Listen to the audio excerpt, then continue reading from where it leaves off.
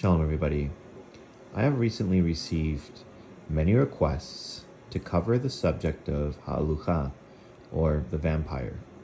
In light of the many startling revelations that have come forth from the Epstein files and various people that are high up in the Hollywood industry who have come forth and made startling claims regarding the elite consuming human flesh and drinking human blood, the idea and concept of the vampire has emerged at the forefront of the thought and minds of the internet.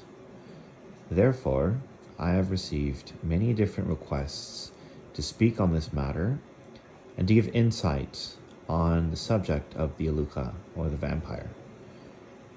I will preface this by stating, before any proper understanding of the concept of the vampire can be understood, we must understand the bloodline of Samael. And therefore, I will preface this video by giving a secret lineage of the bloodline of Samael. Due to the complexities of this matter, I will not be able to go into all of the details regarding the bloodline of Samael, but I hope to provide enough details to reveal a secret, hidden history and lineage regarding the bloodline of Samael that covers bizarre things such as vampires and the origin ideas of what would later be known as the werewolf, etc., and how these things tie into the elite. I preface this video by saying the intention behind this is only to reveal an alternative form of history, one steeped in deep esoteric roots throughout the ages. Of course, I leave it to you, the viewer, to come up with your own conclusions based off of rationality and deep thought, probing all of the matters that are at hand, and form your own conclusions. So with these things being said, let us enter into the secret bloodline of Samael.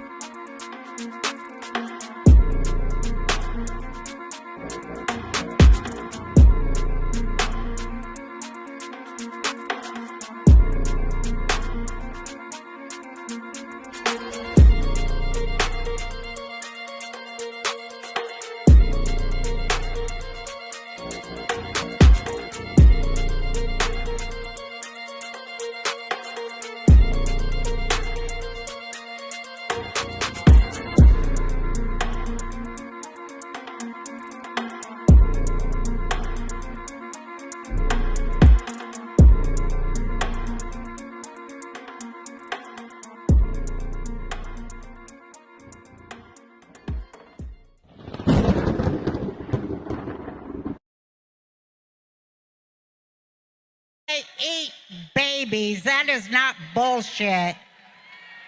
It's true. So it's not just the dogs and the cats, not just the pets. It's not just the dogs and the cats. They're full-on vampires. And everybody still thinks I'm crazy, but I'm not crazy. They're full-on vampires. They love the taste of human flesh and they drink human blood. They do, Tucker. Stop staring at me like that. You're freaking me out, man. Because you spent your life in the entertainment business, so I think you have some authority on this. So many kids that I was in mental institutions with over the years, they are all from those cults. And they've covered it all up. They covered it all up. And,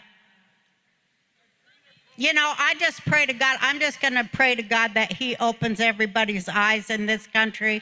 By the time we go in to vote for Trump, that he will open up everybody's eyes and they will stop pretending to be asleep. You know what they say, you can't wake people up that are pretending to be asleep, but I pray to God, please wake up even those who are pretending to be asleep with the irrefutable truth of what the worst people on this planet are really up to. They are really up to that. They're doing it. There are so many victims. There are so many victims. There are so many children victims that are now adults. The epidemic in America is child sexual abuse, and I just want people to see it. I want people to open up their eyes and see how prevalent and horrible it is. 1 of 3 girls, 1 of 4 boys in this country today. It's just horrible, and you just can't lie it away anymore. It's going to get more and more apparent, and you got to choose your side. There is a strong desire among Western elites to freeze the current unjust state of international affairs. For centuries, they have been stuffing their bellies with human flesh and filling their pockets with money. But they must understand that their vampire ball is coming to an end.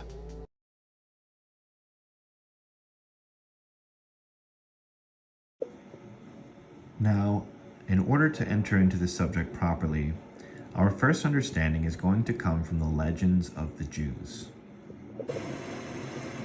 You can find a copy of the Legends of the Jews here on Sepharia, and it is listed under Midrash. The respective portion will be found in the Legends of the Jews, section 1, chapter 4, and we're going to be looking for a portion called the Holy Book. Now, this portion reads the following. While the first human pair were still in paradise, it once happened that Samael, accompanied by a lad, approached Eve and requested her to keep watchful eye upon his little son until he should return. Eve gave him the promise. When Adam came back from a walk in paradise, he found a howling, screaming child with Eve, who, in reply to his question, told him it was Samael's. Adam was annoyed, and his annoyance grew at the boy, and as he cried and screamed more and more violently, in his vexation he dealt the little one a blow that killed him. But the corpse did not cease to wail and weep, nor did it cease when Adam cut it up into bits. To rid himself of the plague, Adam cooked the remains, and he and Eve ate them. Scarcely had they finished when Samael appeared and demanded his son. The 2 malefactors tried to deny everything. They pretended they had no knowledge of his son. Samael said to them, "What? You dare to tell lies, and God, in the time to come, will give Israel the Torah, of which it is said, 'Keep thee far from a false word.'" While they were speaking, thus suddenly the voice of the slain lad had been heard proceeding from the heart of Adam and Eve, and it addressed these words to Samael: "Go hence. I have penetrated into the heart of Adam and the heart of Eve, and never again shall I quiet their hearts, nor the hearts of their children or their children's children, until the end of all generations." So here we find on Sepharia the exact same thing. When Adam came back from a walk in paradise, he found a howling, screaming child with Eve, who in reply to his question told him it was Samael's. Adam was annoyed, and his annoyance grew as the boy cried and screamed more and more violently. In his vexation he dealt the little one a blow that killed him, but the corpse did not cease to wail and weep, nor did it cease when Adam cut it up into bits. To rid himself of the plague, Adam cooked the remains, and he and Eve ate them. So we see an alternative understanding of the story of Adam and Eve. And what we find here is that Adam killed a baby. He killed the baby of Samael, and he cut the baby up and he cooked it, and him and Eve ate it. Now, to gain more context into this matter, we need to first investigate a few things. Y.I.R.A.H, 1176 to 1238, writes in his Sodei Razaya, The Secret of Secrets, that Selim, right here, Selim, Be'albam is Za'av, that the word Selim, or the image, in the Albam cipher is Za'av. Za'av here means a wolf. This is in relation to the verse, and Elohim created the man B'Tselem in his image. He's saying that in Albam, the word Selim is Za'av. Selim is Za'av in the Albam system. Therefore, those people who change into wolves were created as such from the sixth day of creation. The sixth day of creation is the creation of man, and do not return to their earlier state until they have eaten the blood of a man or a woman. This is Eliezer of Worm's commentary to Y.I.R.A.H chapter 2, verse 28. What needs to be understood regarding this matter is that this is an explicit reference to what was just stated in the legend of the Jews. We learn over there that they ate from the fruit of the tree, of the Eitz Hadas Tov Ra. What specifically is a tree? Behold, it is written in Tehillim and Psalms, chapter 1, verse 3. Man is like a tree planted next to a body of water. Man is a tree, and therefore the tree refers to a man. An example in this instance, it refers to Samael. And what is the fruit of the tree? It is the fruit of a man. An example, a child. And it says they do not return into their earlier state until they have eaten the blood. What happens when they eat from this Eitz Hadas Tov Ra? Their eyes were opened, and they knew they were naked. Why did they know that they were naked? They knew they were naked because they transformed. And according to this secret tradition, they were some type of beast. Here is being identified as a werewolf. It's important to understand that during these times, there was not a separation between the vampire and the werewolf. The vampire and the werewolf were considered to be the same thing. Vampires were said to turn into wolves. This is very important to understand this. It is also important to understand that it does not say that we were created in the image of Y.I.R.A.H, because the name Y.I.R.A.H is not mentioned in Y.I.R.A.H. Rather, it says we were made B'Tselem Elohim, specifically that this Adam was made B'Tselem Elohim. This is an entirely different subject, because other people were created at that time that were not Adam, and they were to subdue the earth, so on and so forth. Furthermore, there were people that were created outside of the genealogy as it is referenced as well. And so this is referring to a very specific bloodline. Now, regarding this, we need to address one more matter. And that matter is to be found here, in which it says, there is a type of wolf that is called a lukberu, a werewolf, which is a person that changes into a wolf. When it changes into a wolf, his feet emerge from between his shoulders. So too with Benjamin. He dwells between the shoulders. And quoting Deuteronomy 33, verse 12. The solution for dealing with this wolf is that when it enters a house and a person is frightened by it, it should take a firebrand and thrust it around, and he will not be harmed. So they would do so in the temple. Each day they would throw ashes by the altar, as it is written, and you shall place it by the altar. The reason why is because the altar was located in the area belonging to the tribe of Benjamin. And so, in the norm, with this person whose offspring turns into wolves, for a werewolf is born with teeth, which indicates that it is out to consume the world. Another explanation, a werewolf is born with teeth to show that just as this is unusual, so too he will be different from other people. And likewise, Benjamin ate his mother, who died on his accord, as is written, and it was as her soul left her, for she was dying, and she called his name the son of my affliction, Ben-Oni.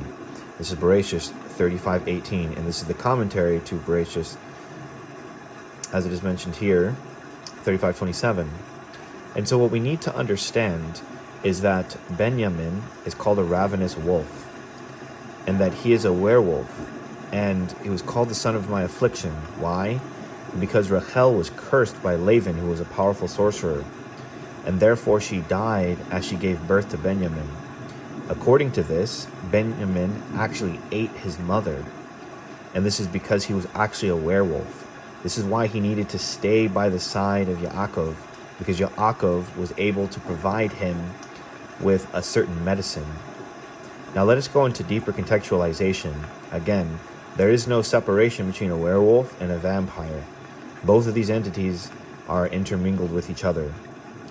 So, to address the first matter, let us go into the lineage of Cain. The Zohar says in Azan Azazel 465, Rabbi Chaya said that the descendants of Cain were the sons of Elohim. And Elohim is identified as Samael, because when Samael injected his filth into Eve, she conceived and gave birth to Cain. And therefore, this is a one-to-one. It's identifying Elohim as Samael. Again, I've already explained that Y.I.R.A.H is not mentioned inside of Y.I.R.A.H. And Cain is the son not of Adam, is the son of Samael. Regarding this, it says that Adam knew she was pregnant. What does it mean to know? Well, many interpreters interpret this as that he had sexual relations, but there are commentators in the Midrash that state explicitly, rather, it is that Adam knew that she was already pregnant. Whom was she already pregnant with? The answer is with Cain, whose father was Samael.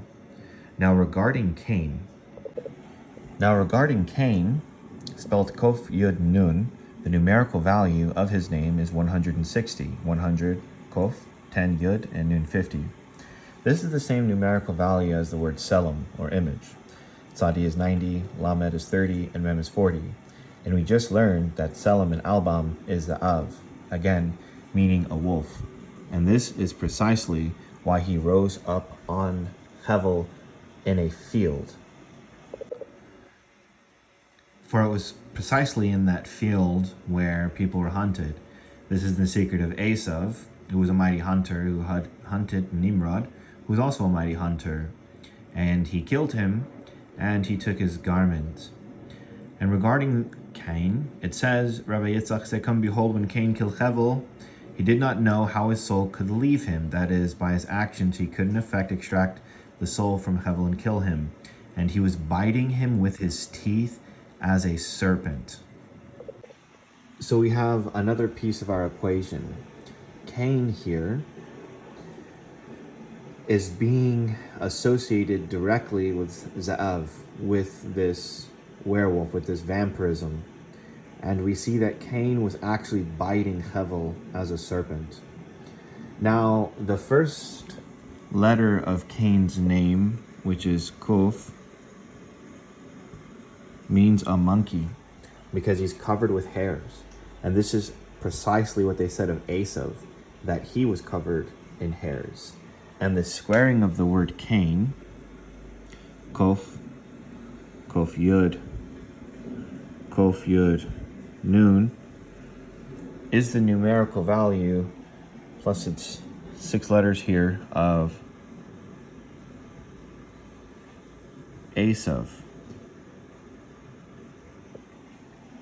Because Esav was covered in hairs as well, and he as well ate human flesh. He was a hunter of the field, a mighty man of the field. The same field that Cain rose up upon Hevel and killed him in is the same field that Esav hunted and killed Nimrod. For it says of Nimrod that he was a mighty hunter. And our sages say that Esav took the garment of Adam away from Nimrod, and he wore it himself. And when he came in, he was famished, and he sees Yaakov. And Yaakov says the following. In Bereshis chapter 25, verse 30, it reads, Vayomer Esav, that Esav says El Yaakov to Yaakov, give me some of that red stuff to gulp down. What is that red stuff here? It's very clear. The words are Min, Ha'adom, Ha'adom. The word Adam here means man. And therefore, the soup that was being compiled was man soup. Ha'adam, ha'adam. Man. the red stuff being prepared was human being. And when Esav ate it, he would transform and be functioning like a normal person. This same remedy that Yaakov prepared for Esav is the same remedy that he would have to prepare for Benjamin. For Benjamin was a ravenous wolf. We learned he was a werewolf, and he had to stay close. Not only this, we learned that Benjamin actually ate his mother.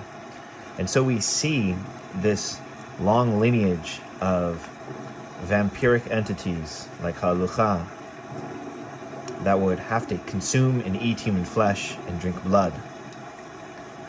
Now that we've covered these basic parts and we see a detailed lineage of these cannibals, these vampires, these werewolves, let us go into some more details as to the explanations of their origins.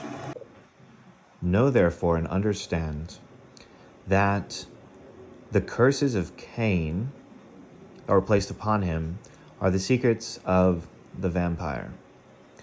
There are certain esoteric traditions that have been passed down in manuscript form only that have never seen the light of publication, and they offer very esoteric interpretations unto the nature of Cain.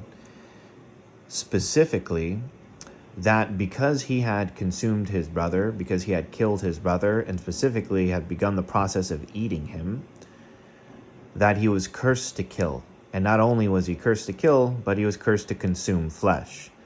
This same curse would be passed down to Esav and ultimately Lavan.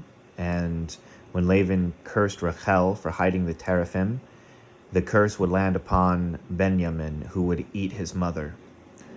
Another aspect of the curse is that they were destined to wander. Cain was cursed to wander, and he traveled to a place called Nod, which means wandering. Therefore, these vampires were cursed with having to wander from place to place. They could not stay in any one place for too long. Furthermore, regarding this wandering, they would wander and build up cities. Cain built a city, and he named it Hanach after his son. According to very esoteric traditions, the purpose of building up these civilizations was to feed off of the population. Cain built this city of Hanach in order to farm people, in order to consume the flesh, to drink the blood, to continue to eat them, so that way he could return back into a normal state. For if he did not consistently do this, he would turn into a ravenous beast, just as all of the others had done before him, as it was with Adam, who once Adam and Chava had eaten this baby, what happened? They knew they were naked. How did they know they were naked? Because they transformed. The same thing with Cain. After he had eaten Hevel, he too transformed. And in the same aspect of Esav, and the same aspect of Benjamin. Now, one of the important things to understand and to note about this wandering aspect is that Cain had to travel and wander around and was cursed not to stay in any one place. He was also cursed with having to build civilizations or build cities, in which he was the father of the first city, which he named Hanach. And this particular city, again, was used in order to farm the people, in order to consume the flesh and blood, in order to retain his normalcy. Furthermore, according to those esoteric traditions, Cain not only was cursed in the aspect of these things, but he was also cursed to be of the night. And therefore, our sages said that all of the night spirits come from him. So the Zohar tells us, from the side of Cain came all the evil species, spirits, demons, and sorcerers. Understand what it means, species, because it is in reference to what has been stated, a very hidden bloodline, going all the way back to Cain, whose father was Samael, the hidden bloodline of Samael. And these are not normal entities. They are what we would call a vampire, or Ha-Lu-Cha. Others would call a werewolf. But again, as I've stated, these things are synonymous with one another. They have consumed flesh and drinking blood of human beings for eons. and they were the builders of civilizations. And those that descended specifically from Cain were placed as the rulers of those civilizations. Now that I've explained these things in general detail and not in specifics, for YouTube is not the fitting place for specifics, however, due to the extreme sensitivity of the subject, if you would like to know more about this subject, I will make a new classroom curriculum on Skool. That's skool.com/Y.I.R.A. I will place a link for that in the comment section down below, and perhaps we will go into an in-depth curriculum if there is enough interest into the matter. To continue forward, however, we will break away from the basic understandings of these things and go into deeper understandings into these ancient civilizations. What we need to understand is the symbol of the wolf is a symbol of Benjamin, and is a symbol of Za'av, and is a symbol of the vampire, the bloodline of Samael. Regarding this, in the book of Judges, we understand that there is a massive war fought against the tribe of Benjamin, who defends the Sodomites. Furthermore, this one tribe of Benjamin was able to fight off all of the other tribes. What was actually going on here? This is because the tribe of Benjamin had within inside of it the same curse that Benjamin himself had been placed under, and that is of the werewolf. Therefore, many bizarre instances in very esoteric places describe this war as a supernatural war against supernatural entities, specifically these werewolf or vampire-like entities in which this war was fought over. For those of you that want to find reference to this, go read the war between Benjamin and the other tribes. So, digressing away from this, I will cover into a few esoteric secular matters. Now, Abraham came from the city of Ur. The city of Ur was one of the city capitals of Sumeria. And the word Sumer in Irish, specifically in Gaelic, Sumeria, is translated as bloodsucker or vampire. Therefore, understand that the word Sumeria is associated with the Gaelic word for vampire. Now, why is this important? This is important because of Scotia, who is a legendary figure in Irish and Scottish history, believed to be the daughter of an Egyptian pharaoh. Specifically, the pharaoh they say is Akhenaten. They believe that Akhenaten was Moshe, or Moses, and that the daughter of Moshe was Scotia, and that she fled Egypt, or Mitzrayim, and ended up landing in what is now Ireland and Scotland, and is the ancestor of the Gaels. Therefore, Scotia, which is the Egyptian princess, or the Egyptian daughter of Akhenaten, who they say is Moshe Rabbeinu, is the ancestor of the Scottish. That's where they get the name from, this Egyptian princess called Scotia. This connection is why every Scottish king was crowned on the stone of Yaakov. The stone of Scone, also known as the stone of Yaakov, is the stone by which every single king or Scottish monarch was crowned upon until the 13th century, when it was brought into the English. And that stone, which is the stone that is believed to have been the stone that Yaakov fell asleep and had the dream of Yaakov's ladder on, which was presumably brought by Scotia to Scotland, sits beneath the Queen's throne today. And therefore, the interpretation of the Gaelic word for Sumeria, meaning vampire or bloodsucker, is relevant. And this same vampiric symbolism regarding the wolf and the dog, which are two symbols of Samael, we find also in the secret of Remus and Romulus, the founders of Rome, in which they were said to have been suckled specifically by a female wolf. And here is a depiction of Remus and Romulus suckling from this wolf. It is important to note that a normal human being can't simply eat or digest human flesh.